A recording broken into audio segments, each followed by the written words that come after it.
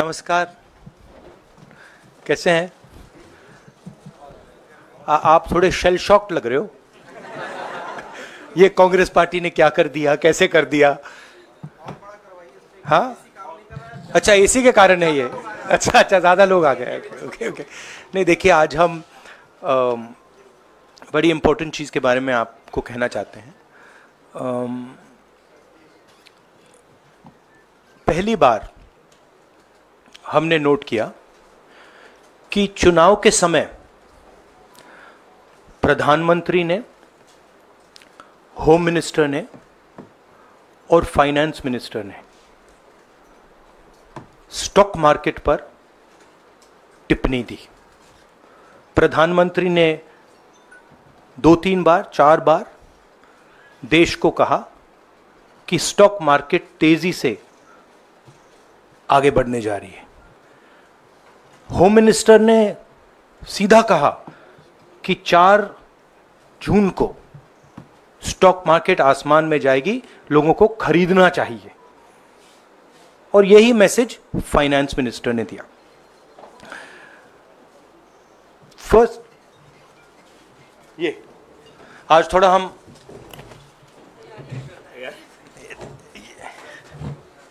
तो ये क्रोनोलॉजी है। अमित शाह कहते हैं बाय शेयर्स बिफोर 4 जून। 19 में नरेंद्र मोदी जी कहते हैं stock market will break records on June 4। फिर 28 मई को रिपीट करते हैं। 1 जून मीडिया झूठे एग्जिट पोल रिलीज करती है। बीजेपी का ऑफिशियल जो इंटरनल सर्वे था वो उनको 220 सीट दे रहा था।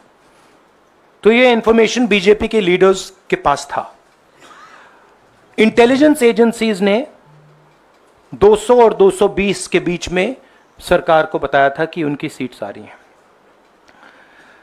3 जून को स्टॉक मार्केट सारे रिकॉर्ड तोड़ देता है और 4 जून को खटाक से स्टॉक मार्केट अंडरग्राउंड चला जाता है। अगला स्लाइड दिखाइए जरा। ये देखिए, 31 मई massive stock activity, more than double what was there on 30th, more than double what was there on 29, 28। ये अनोमली देखिए। ये कौन लोग हैं? ये वो लोग हैं जो जानते हैं कि कोई ना कोई घपला हो रहा है। हजारों करोड़ रुपए यहां पे इन्वेस्ट हुए हैं, फॉरेन इन्वेस्टर्स ने इन्वेस्ट किए हैं। और उसके बाद 30 लाख करोड़ रुपए का लॉस होता है। किसका लॉस होता है? रिटेल इन्वेस्टर्स का लॉस होता है। तो ये जो आप देख रहे हैं, हिंदुस्तान की स्टॉक मार्केट की हिस्ट्री का सबसे बड़ा स्कैम है। और इसके बारे में हम कुछ सवाल पूछना चाहते हैं। पहला सवाल, why did PM&HM give specific investment advice to the 5 crore families investing in the stock market? Is it their job to give investment advice? Second, why both interviews were given to the same media house owned by the same business group, which is also under SEBI investigation for manipulating stock market? Third, what is the connection between the BJP, the fake exit pollsters, and the dubious foreign investors who invested 1 day before the exit polls were announced and made a huge profit at the cost of 5 crore families? We demand a JPC into this. We are absolutely convinced that this is a scam. Somebody has made thousands of crores of rupees at the cost of Indian retail investors, and the Prime Minister and the Home Minister have given an indication to buy. And this is a criminal act. So we demand today a joint parliamentary committee to investigate this. मैं हिंदी में बोल देता हूं, प्रधानमंत्री ने देश की जनता को इन्वेस्टमेंट एडवाइस क्यों दी, और 5 करोड़ परिवारों को जो इन्वेस्ट करते हैं उनको प्रधानमंत्री ने, होम मिनिस्टर ने स्टॉक खरीदने का आदेश क्यों दिया। दूसरा, दोनों इंटरव्यूज जो किए गए थे वो अदानी जी के जो चैनल्स हैं उनको दिए गए थे, उन पर सेबी का इन्वेस्टिगेशन हो रहा है, तो उन चैनल्स का क्या रोल है। और बीजेपी के बीच में जो फेक एग्जिट पोलस्टर्स हैं और ये जो फॉरेन इन्वेस्टर्स हैं, इनके बीच में क्या कोई रिश्ता है, और अगर रिश्ता है तो क्या है। हम जेपीसी चाहते हैं, हम इन्वेस्टिगेशन चाहते हैं, और देश इसकी सच्चाई जानना चाहता है। धन्यवाद। शुक्रिया राहुल जी। साथियों, अभी अभी राहुल जी ने आपको स्पष्ट तरीके से क्रोनोलॉजी समझ लिया है। बार बार गृह मंत्री कहते थे अब क्रोनोलॉजी समझिए। आज राहुल जी ने देश को क्रोनोलॉजी समझाया है। इसके ऊपर अगर आपके सवाल हैं तो एक एक करके आप पूछेगा, एक एक करके पूछेगा। राहुल जी। हाँ संजय। राहुल जी, इससे पहले भी आपने अदानी इशू पे जेपीसी पिछली लोकसभा में मांग की थी, तो क्या आप चाहेंगे कि ये इशू और हिंडनबर्ग इशू दोनों कंबाइन हो और दोनों की जांच हो?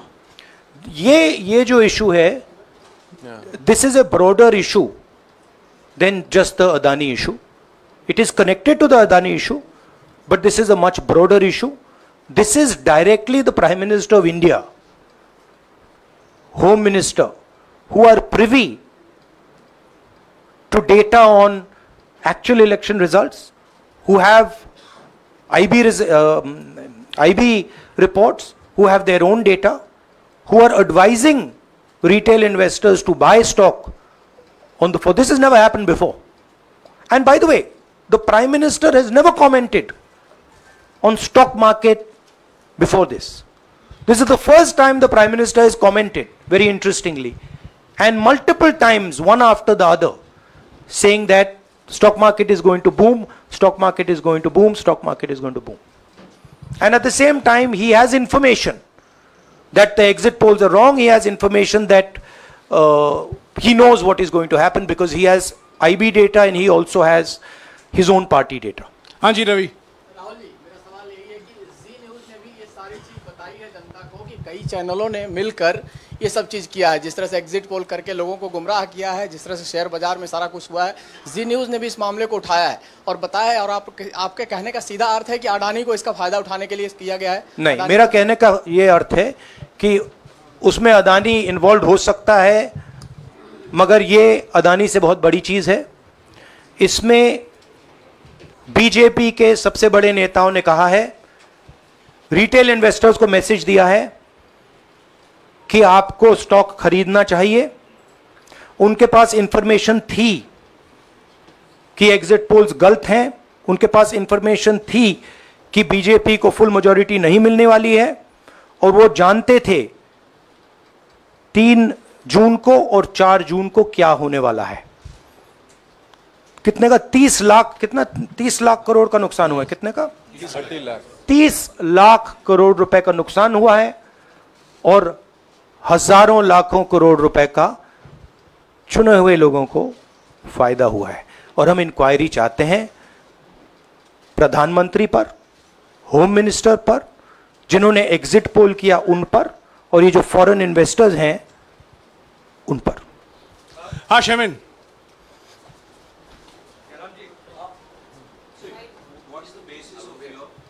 बहुत दूर है। 30 lakh crore loss of asset. How do you arrive at that figure?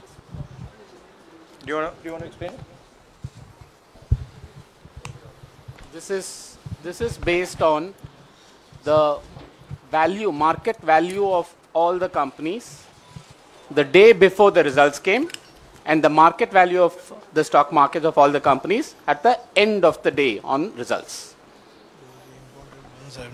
हाँ संजीव, एक minute Sanjeev. Rahul ji, you've talked about, are you alleging the involvement of the Prime Minister and the Home Minister? Yes. And whose money is it? Yes, Are you that, saying that it is what I their am money? saying.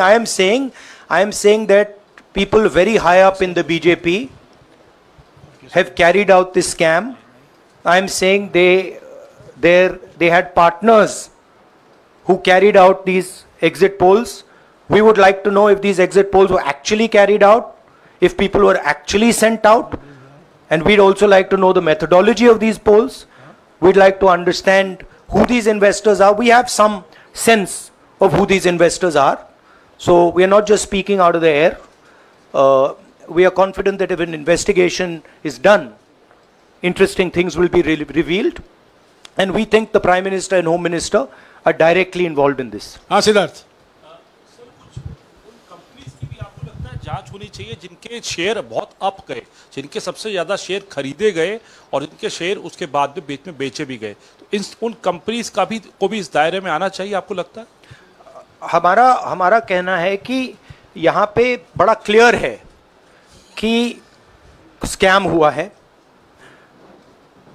प्रधानमंत्री ने directly कहा है, home minister ने directly कहा है, indicate किया है जनता को कि स्टॉक मार्केट ऊपर जाएगी। होम मिनिस्टर ने तो साफ कह दिया कि खरीदना चाहिए। और जब प्राइम मिनिस्टर और होम मिनिस्टर और फाइनेंस मिनिस्टर ऐसी बात करते हैं तो उसका रिएक्शन आता है, लोग उसको बिलीव करते हैं। तो बिल्कुल क्लियर है कि इन तीन लोगों ने कहा है। यह भी क्लियर है कि इनको मालूम था कि रिजल्ट 400 का नहीं है, 300 का भी नहीं है। तो ये हम पता लगाना चाहते हैं, उसमें आप जो कह रहे हो वो भी शामिल है।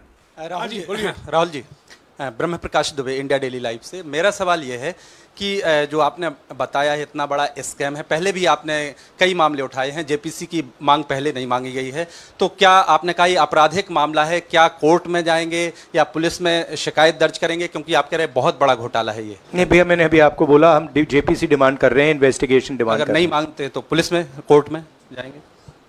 जो भी करना है करेंगे, बट हम आपको ये इंफॉर्मेशन दे रहे हैं कि ये जो हुआ है ये नॉर्मल चीज नहीं है।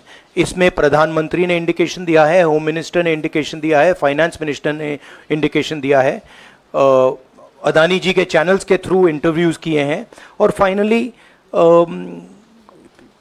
लोगों ने इन्वेस्ट किया है, लोगों ने फाइनेंशियल एक्शन लिया है, कंपनीज ने शेयर खरीदे हैं।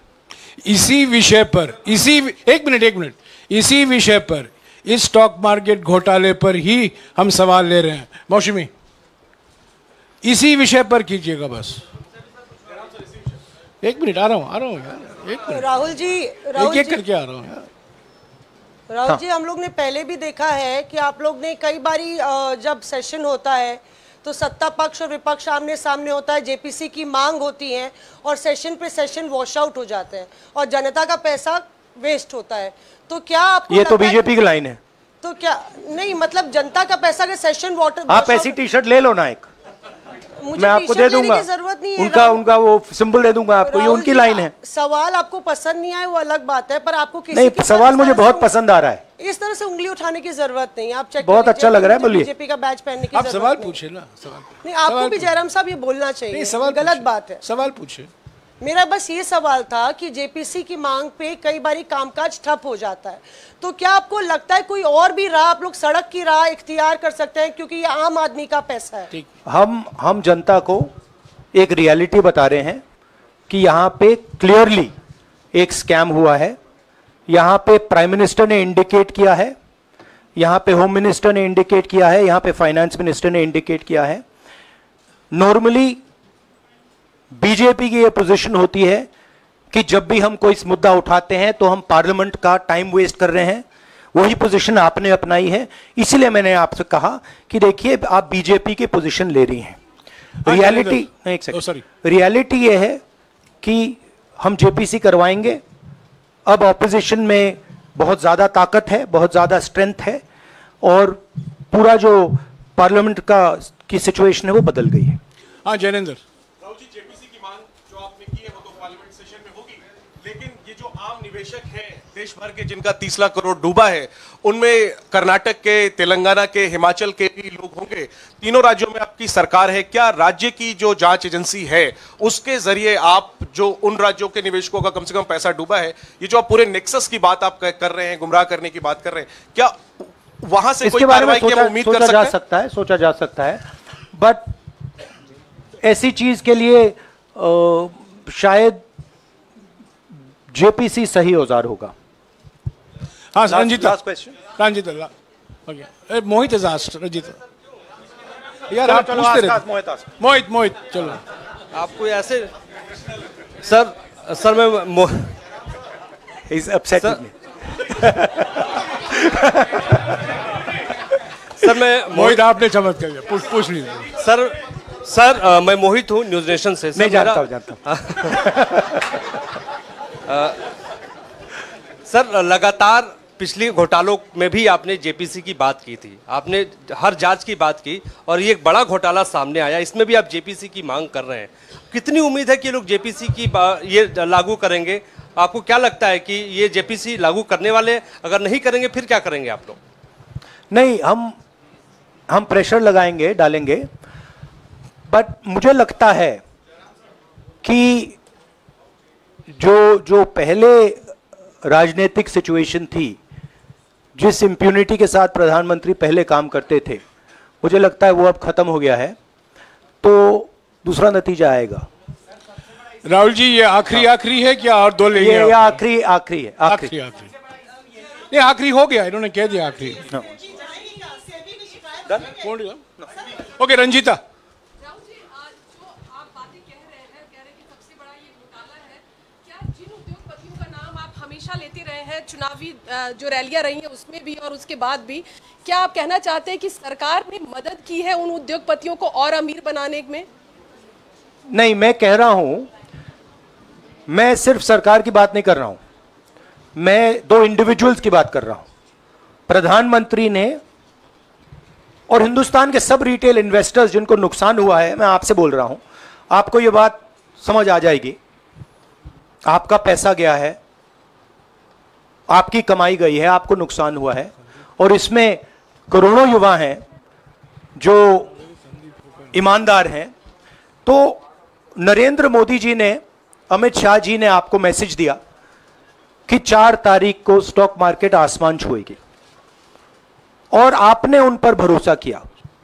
मगर सच्चाई यह थी कि नरेंद्र मोदी को मालूम था कि 4 जून को स्टॉक मार्केट आसमान नहीं छुएगी।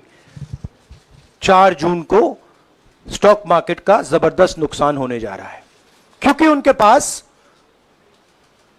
इंटेलिजेंस की रिपोर्ट थी और बीजेपी का जो इंटरनल असेसमेंट था 220 सीट का, वो उनके हाथ में था। तो मेरा यह सवाल है, और मैं आपसे इन्वेस्टर से कहना चाहता हूं कि आपको जो चोट पहुंची है, जो आपको दर्द हुआ है, वो चोट नरेंद्र मोदी जी और अमित शाह के बयान ने आपको पहुंचाई है। और हजारों करोड़ रुपए किसी ना किसी ने चोरी किए हैं, वो आपके जेब से गए हैं, रिटेल इन्वेस्टर्स के जेब से गए हैं। तो मैं चाहता हूं, आपके लिए बोल रहा हूं, मैं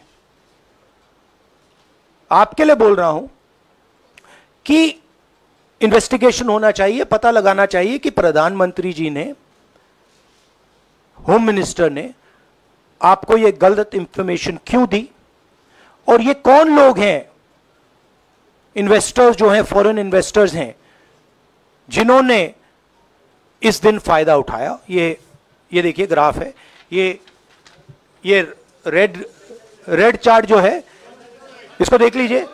ये नॉर्मल ट्रेडिंग है, ये नॉर्मल ट्रेडिंग है, ये ग्रे वाली नॉर्मल ट्रेडिंग है, और ये जो ट्रेडिंग है, ये अबनॉर्मल ट्रेडिंग है, ये 2-3 गुना है, और फिर ये हुआ है नुकसान।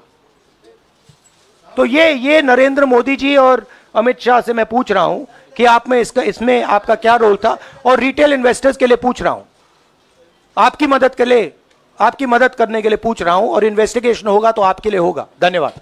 शुक्रिया।